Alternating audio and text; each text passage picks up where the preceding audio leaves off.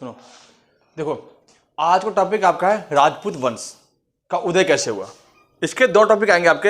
एक तो आपका राजपूत का पहला टॉपिक ये रहा, इसके बाद इसके जो जितने जो क्वेश्चन आते हैं वो अगली क्लास में बताऊंगा आपको, एक बार में नहीं होगा। राजपूत वंश की बात करें तो भारत के अंदर प्राचीन काल से ही राजपूतों का राज रहा है देश के अंदर, लेकिन बीच में कुछ समय के लिए हम देखते हैं कि राजपूत का शासन कम हो गया। जैसे कि क्वेश्चन कई बार यूपीएससी लेवल पूछता है कि क्या प्राचीन काल में निश्चित रूप से जो राजा थे क्या वो क्षत्रिय कुल से थे, क्या वो राजपूत थे।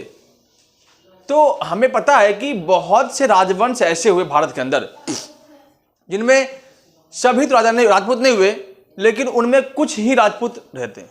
अगर हम मगध डायनेस्टी की बात करें, मगध साम्राज्य की बात करें, तो मगध में आप देख सकते हो कि जितने भी डायनेस्टी आए, 7 डायनेस्टी, उन 7 में से कुछ ब्राह्मण थे, कुछ निच जाति के थे, ठीक, कुछ अलग जाति के थे, और अलग अलग जाति के मतलब अलग अलग कैटेगरी में बटा हुआ था। राजपूत इसमें बहुत ही कम थे।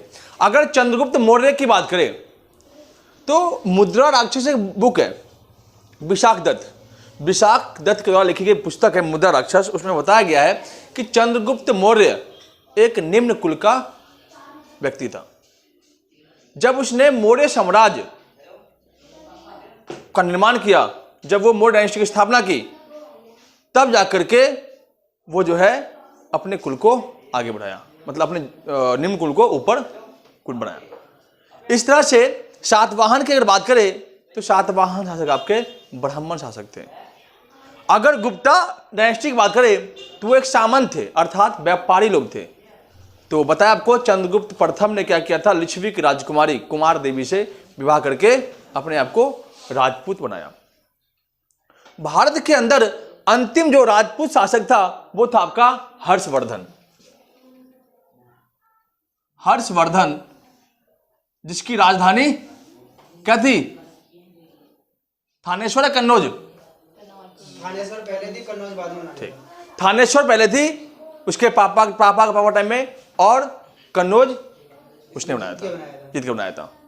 ठीक है, तो कन्नौज राजधानी अर्थात हर्षवर्धन जो था 647 में वो मर जाता है, और उसके मरने के बाद देखते हैं कि राजपूतों का अंत हो जाता है। इसके बाद देखते हैं कि भारत के अंदर मुगल इस्लामी धर्म का उदय होना शुरू होता है, जो आपका 712 में आपका मोहम्मद बिन कासिम सिंध पर आक्रमण करता है। तो उस टाइम देखते हैं कि कोई भी एक पर्टिकुलर राजपूत राजा या कोई भी एक राजा जो है पूरे भारत पर राज नहीं कर रहा था। छोटे छोटे एरियाओं में, छोटे छोटे इलाकों में बहुत सारे वंशज आ गए थे। 7वीं से 8वीं सदी में हम देखते हैं जो है राजपूतों का उदय होना शुरू होता है, और कब तक रहता है तो आपको 12वीं सदी तक, जब तक पृथ्वीराज चौहान नहीं हट जाता। ठीक, तो इस प्रकार से हम देखते हैं कि राजपूत का उदय आपका 7वीं या 8वीं से लेकर के 12वीं शताब्दी रहता है, और इसके बाद राजपूतों का अंत जो है 12वीं शताब्दी में हो जाता है। दिल्ली सल्तनत के आगमन होता है, और फिर दिल्ली के बाद मुगल आता है, फिर मुगलों के बाद अंग्रेजों का राज होता है। जो हम प्राचीन काल के बाद मध्यकाल जो स्टार्टिंग पढ़ते हैं तो इनमें छोटे मोटे राजवंश होते हैं, इनमें बड़े राजवंशों का उदय नहीं हो पाता है। हर एक एरिया में छोटे छोटे तबके के हम राजपूतों को देखते हैं। तो राजपूत के उदय के विषय में अलग अलग इतिहासकारों ने अपने अलग अलग मत दिए। ठीक, जिनमें अगर हम बात करें कर्नल जेम्स टॉड की और स्मिथ की, तो उन्होंने कहा कि राजपूत लोग विदेशी थे, जैसे कि शक लोग आए थे, कुषाण आए थे, पल्लव आए थे। तो इनका मानना था कि यही शक, कुषाण और पल्लव जो थे भारतीय लोगों से विवाह करके अपने आप को राजपूत बना लिया। ये विदेशी आपके हैं, विदेशी मतलब इतिहासकार है कर्नल जेम्स टॉड और स्मिथ। इनका मानना था कि भारत में जो राजपूत है वो विदेशी लोग हैं। ठीक, इसके बाद गौरी शंकर हरिश्चंद्र जो भारतीय इतिहासकार है, उन्होंने कहा कि इनका जो उदय है ये प्राचीन काल में जो श्री रामचंद्र के वंशज थे उन्हीं के वंशज के राजपूत हैं। किसने कहा? तो गौरी शंकर हरिश्चंद्र ने, जो एंशिएंट टाइम में जो क्षत्रिय थे, जो राम थे, राम के पिता दशरथ थे, राजा हरिश्चंद्र थे, ठीक, जो वो राजपूत थे, उन्हीं के वंशज आपके थे आज के राजपूत। इसके बाद एक फेमस कवि कह लो, इतिहासकार कह लो, राज दरबारी कह लो, मंत्री कह लो, वो थे आपके चंद्रबरदाई। चंद्रबरदाई पृथ्वीराज चौहान, जो तृतीय पृथ्वीराज चौहान तृतीय था, उसका राज दरबारी भी था, कवि था। चंद्रबरदाई ने अपने काफी ज्यादा बुकें लिखी थी, ठीक, जिसमें मेन जो काफी अच्छी बुक उसकी पृथ्वीराज रासो नामक पुस्तक है। पृथ्वीराज रासो नामक पुस्तक में उसी का एक अध्याय है, उसने बताया कि राजपूतों को जो उदय है वो अग्नि कुंड से हुआ है। अब अग्नि कुंड राजस्थान के अंदर अरावली पर्वत के माउंट आबू हिल्स पर ऋषि मुनि वशिष्ठ ने एक यज्ञ किया और उस यज्ञ के आधार पर जो है राजपूतों का उदय हुआ। लगभग 36 गोत्र राजपूत के आए, 36 गोत्र जो है राजपूतों के भारत में उदय हुए। ये बहुत सी बुकों में नहीं लिखा हुआ, लेकिन कुछ धार्मिक कथाओं में ऋषि मुनि वशिष्ठ के बारे में बताया गया है। ठीक है, तो बताया गया है कि अग्नि कुंड से उत्पत्ति हुई राजपूत की। किसने बताया? चंद्रबरदाई ने, जिनमें 36 गोत्र है। 36 गोत्र में 4 गोत्रों को अलग अलग टाइप में बांट दिया, जिनमें 4 जो गोत्र है वो मेन है आपका गुर्जर, जिसे हम प्रतिहार कहते हैं, चौहान, परमार और चालुक्य। हाँ, चालुक्य को हम आज सोलंकी कहते हैं। जो सोलंकी लगाते हैं ना वो लोग राजपूत में, वो सोलंकी को हम चालुक्य कहते हैं। इन्हीं चालुक्यों ने जो है आपको मोहम्मद गौरी को भगाया था, लेकिन मोहम्मद गजनवी ने इन्हीं चालुक्य टाइम में सोमनाथ के मंदिर को लूटा था। ठीक है, गजनवी ने।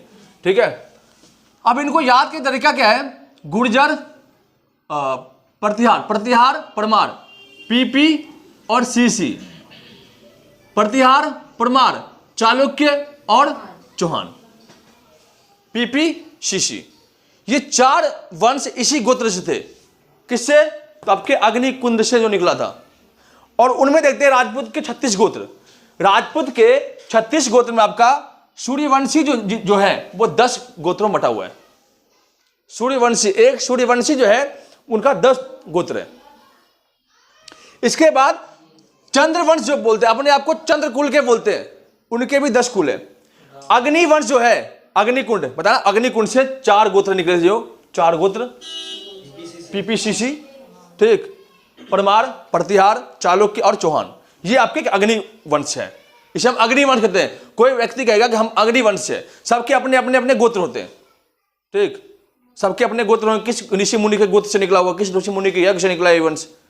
ठीक, तो अग्निवंश और ऋषि वंश, तो टोटल मिलाकर के 10, 10, 20, 20, 4, 24, 12, 36 गोत्र है।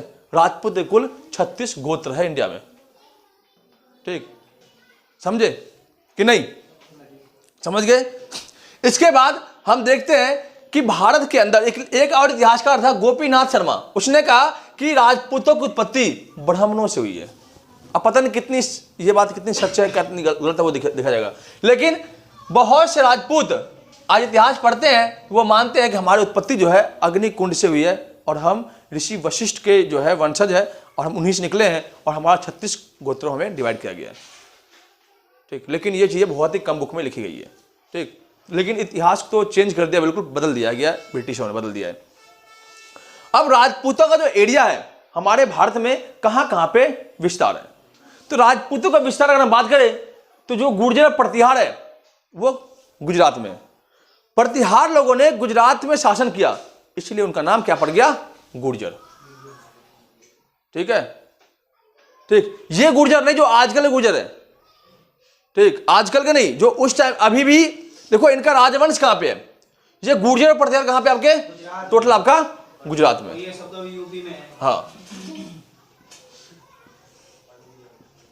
गुर्जर। ठीक है, प्रतिहार को हम गुर्जर कहते हैं। ठीक, इसके बाद दूसरा आपका है चौहान। चौहान राजवंश जो राजस्थान और दिल्ली में, जिन्हें पढ़ा होगा आपने पढ़ा होगा पृथ्वीराज चौहान, जिसने मोहम्मद गौरी को तराइन के पहले युद्ध में हरा दिया, दूसरे युद्ध में उसने जो है उसकी बेटी जो थी जयचंद की बेटी, क्या नाम था उसका, जयचंद की जो बेटी थी उसे प्यार हो गया, ठीक, और उसे ले भाग गया, जिस कारण से चंद्रबरदाई ने मोहम्मद गौरी से हाथ मिला लिया और पृथ्वीराज चौहान को मरवा दिया। ठीक है, ठीक। तो जयचंद का जो राज था वो गढ़वाल था, ये गढ़वाल था, गढ़वाल आपका जयचंद का, और चौहान आपका किसका था, पृथ्वीराज चौहान का। और पृथ्वीराज चौहान तृतीय के टाइम में ही एक तुर्की आक्रमण होता है, किसका, मोहम्मद गौरी का। कब, 1192 में तराइन का पहला युद्ध होता है, और पृथ्वीराज चौहान के पास लगभग 3 लाख सेना होती है। नंगा कर दिया मोहम्मद गौरी को मार मार करके, अंत में वो छोड़ दिया। भारतीय राजा महाराजाओं और राजपूत के लोगों को का जो ये मतलब क्या होता है कि एक अपने अंदर एक गुरु होता है कि हम जो है निहत्थों पर वार नहीं करेंगे, ऐसे करते हैं, हम निहत्थों पर वार नहीं करेंगे। ठीक, तो 1192 में 1192 में क्या हुआ था आपको पता होगा, तराइन का पहला वार हुआ था, जिसमें पृथ्वीराज चौहान जीत गया और मोहम्मद गौरी को हार का मुंह देखना पड़ा। मोहम्मद गौरी वापस लौट जाता है और कहां, पंजाब साइड में, पाकिस्तान में जाकर बस जाता है। कहता वो युद्ध की तैयारी करता रहता है कि अब मैं इसको दोबारा मारूंगा। इतने में आपको पता होगा कि गढ़वाल के शासक थे चंद्रबरदाई, और पृथ्वीराज चौहान के अच्छी खासी दोस्ती भी थी, लेकिन जो जयचंद जो था वो जलता था, किससे, पृथ्वीराज चौहान से। ठीक, उसकी बेटी का नाम यार संयुक्ता नाम था क्या, कुछ और नाम था, मैं नाम भूल रहा हूं। ठीक, तो बेटी जब पसंद आया तो ये जो है इसकी बेटी को उठाकर लेकर भाग गया। क्यों भागा, इसका भी कारण है। हुआ क्या था, पृथ्वीराज चौहान को चल गया पता कि यार उसकी बेटी का स्वयंवर हो रहा है। भले वो प्यार कर रहा था, कहा कि मैं जो है उसके बेटी को लेकर नहीं भागूंगा, ना उसके राज्य पर अटैक करूंगा, क्योंकि वो अलग राजा है, अगर मैं उसे पसंद नहीं हूं तो कोई दिक्कत नहीं। लेकिन बेइज्जती वहां पे ये हो गई कि राज्य के सभी राजाओं को बुलाया गया, और पृथ्वीराज चौहान एक राजपूत कुल, एक ऐसे खूंखार राजपूत कुल को नहीं बुलाया गया। और संयुक्ता ही था ना, संयुक्ता ही थी वो। ठीक, अब पृथ्वीराज चौहान का एक मूर्ति बना करके और चौकीदार बना खड़ा कर दिया। इतनी बड़ी बेइज्जती।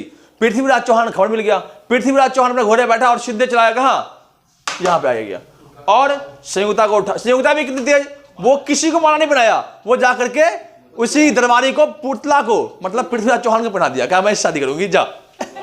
बड़ी बेइज्जती हो गई वहां दरबार में, सब मंत्री हंस रहे उसके बाप पे।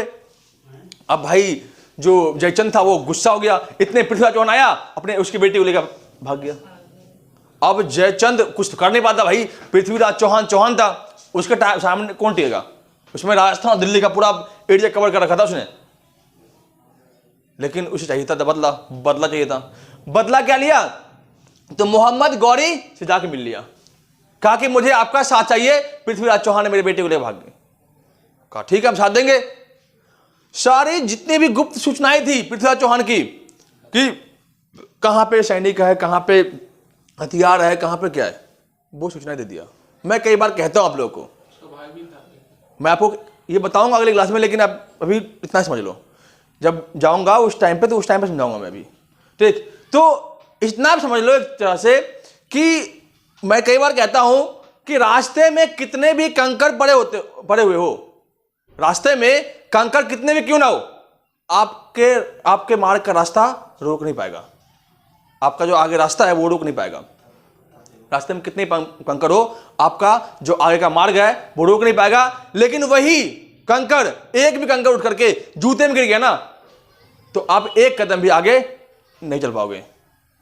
और यही हुआ किसके साथ, पृथ्वीराज चौहान के साथ। अपने ही देश में गद्दारी किया किसने, जयचंद ने, और उसने मोहम्मद गौरी को सारे राज बता दिए। मोहम्मद गौरी ने रात के टाइम अटैक कर दिया, गाजर मूली की तरह सैनिकों को काट दिया। हमारे हिंदू में बताया परंपरा में है कि राजपूत लोग जो है कभी भी सूर्य अस्त के बाद हथियार नहीं चलाते, ये अपनी एक पहचान है। हम तब तो जाने जाते हैं पूरे विश्व में, ऐसे थोड़ी है।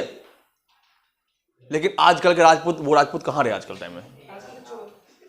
ठीक है, ठीक। तो वे ऐसे राजपूत थे हमारे देश के अंदर, ठीक। इसके बाद परमार, देखो ना उसके बाद क्या हुआ था, पृथ्वीराज चौहान मरवा दिया। अब जयचंद गया था मोहम्मद गौरी से अपना हिस्सा मांगने के लिए, कहा आज तेरे को मैं हिस्सा देता हूं, उसी को मार दिया, उसी को ही मार दिया 1194 में। चंदावड़ का युद्ध हुआ था, चंदावड़ युद्ध हुआ था 1194 में, उसमें जयचंद को ही खत्म कर दिया। कहा जब तो अपना दोस्त का नहीं हुआ तो मेरा क्या होगा सगा, निकल यहां से। इसके बाद परमार, परमार का जो शासन था मालवा, जो आजकल राजस्थान में परमार लोग है, परमार है, और जो आपका मालवा उज्जैन है, उज्जैन साइड में आपका मालवा है, ठीक। मालवा की राजधानी आपकी धार थी उस टाइम की, और इसका प्रसिद्ध राजा, राजा भोज का नाम सुना होगा आपने, बहुत बड़े कवि थे, बहुत बड़े दानवीर थे राजा भोज। इसके परमार के अंदर, परमार के अंदर सबसे पावरफुल राजा, सबसे अच्छे शासक में सबसे दानवीर, सबसे बड़े कवि आपके राजा भोज, ठीक है। इसके बाद चालुक्य, सोलंकी, प्रतिहार और गुर्जर ऐसे खत्म होता है तो आपको गुजरात साइड में ही आपको देखने मिला चालुक्य वंश। इन्होंने ही मोहम्मद गौरी को यहां से वापस भेज दिया था, ठीक है। इसके बाद चंदेल, चंदेलों का जो था शासन वो आपका बुंदेलखंड में था, यहां पे इन जगहों पे। तो इस प्रकार से हम देखते हैं पूरे राजपूतों का जो है उदय होना शुरू हो गया था, ठीक। इसी चौहान वंश में आप आगे पढ़ोगे, जब पढ़ाऊंगा आप लोगों को, तो इसमें जितने भी बचे क्वेश्चन है उससे जुड़े हुए वो मैं अगली क्लास में आप लोगों को डिटेल्स बताऊंगा, लाइन बाय लाइन, कि क्या इससे जुड़े हुए क्वेश्चन आते हैं एग्जाम में। इनकी राजधानियाँ क्या थी, कौन शासक अच्छा था, किसने कितने बार युद्ध किया, किसने अपने वंशज को आगे बढ़ाया, वो सारी चीज़ें अगली क्लास में कंटिन्यू करूँगा।